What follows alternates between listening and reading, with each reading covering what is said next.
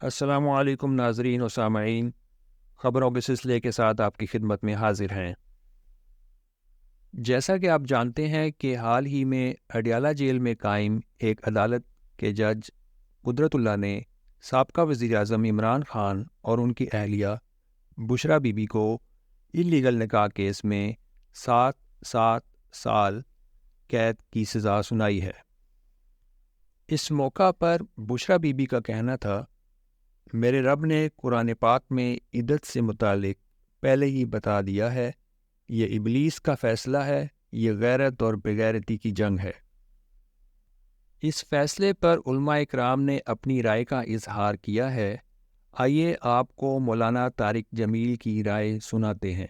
اس پہ ویسے ایک مسئلہ پوچھ سکتا ہوں آپ سے؟ وہ جو ان کی بیگم ہے بشریٰ بی بی، ان کا ایک اپنا انٹرویو ہے جس میں وہ کہہ رہی ہیں کہ میری عدت پوری ہو چکی تھی جس وقت میں نے، تو پھر یہ انہوں نے کیوں مسئلہ اٹھایا؟ بس اٹھا لی۔ کیونکہ میرا معاشرہ ایسی زندگی گزار رہا ہے جیسے اوپر خدا ہے ہی کوئی نہیں۔ جس کے پاس طاقت ہے وہ اندھا ہو رہا ہے، جس کے پاس پیسہ ہے وہ اندھا ہو رہا ہے۔ ہماری کچھ باؤنڈریز ہیں، ان باؤنڈریز کو عزت دینا میرے ذمہ ہے۔ جیسے ملک کی باؤنڈری ہوتی ہے نا، اس کی سرحد ہوتی ہے، اس میں ہم انٹر نہیں ہو سکتے، ایسے ہی میری بھی ایک سرحد ہے، تب کسی کی سرحد میں انٹر نہ ہو، وہ اس کی ذاتی زندگی۔ جیسے عمران کی زندگی کو اچھال رہے ہیں، کتنے دکھ کی بات ہے کہ وہ مفتی سعید نام کو یہ کہ عدت میں نکاح پڑھا دیا، مطلب یہ بہت ہی دکھ ہوتا ہے۔ جس ملک کی عدالتیں انصاف نہ دے سکیں وہ معاشرہ تباہ ہو جاتا ہے۔ ہمارا قانون ہی شرعی نہیں ہے، اس قانون میں ظالم کو تو پناہ مل سکتی ہے، مظلوم کے لیے کوئی پناہ نہیں ہے۔ اور جو قانون ہے ہمارا، اس میں دیانتدار سے دیانتدار وکیل ہو تو بھی وہ انصاف فراہم نہیں کر سکتا۔ البتہ ظالم کے لیے بہت کشادہ ہے، جہاں سے مرضی وہ اپنے لیے گنجائش نکال لے۔ قیامت کے دن جتنے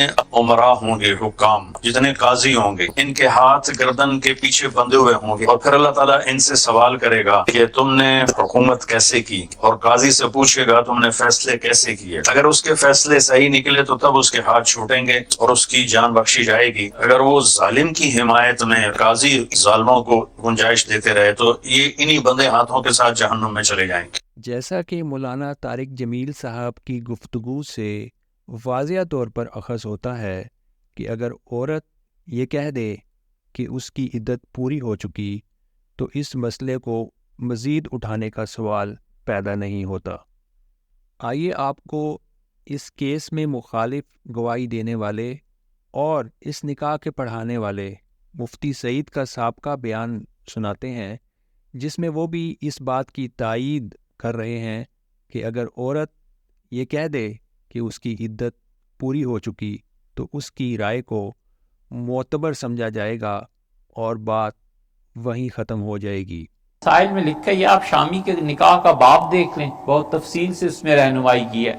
فقہا نے لکھا ہے کہ بہت سے اقوال ایسے ہیں جن میں عورت کا قول معتبر ہے، بس عورت کا کہہ دینا کہ میری عدت گزر گئی، ختم ہو گئی بات، چاہے وہ 3 مہینے سے پہلے کہہ دے۔ سیدنا عمر رضی اللہ عنہ کے زمانے میں ہوا تھا ایسا واقعہ، تو امیر المومنین رضی اللہ عنہ نے فرمایا تھا کہ عورت کا کہہ دینا کافی ہے۔ عورت نے کہا میری عدت گزر گئی، کیونکہ ایام عام طور پہ 1 مہینے کے بعد وہ سائیکل ہے نا پورا، لیکن اس سے کہا جلدی پورا ہو گیا، ختم ہو گئی بات۔ جی ناظرین، آج کے لیے اتنا ہی۔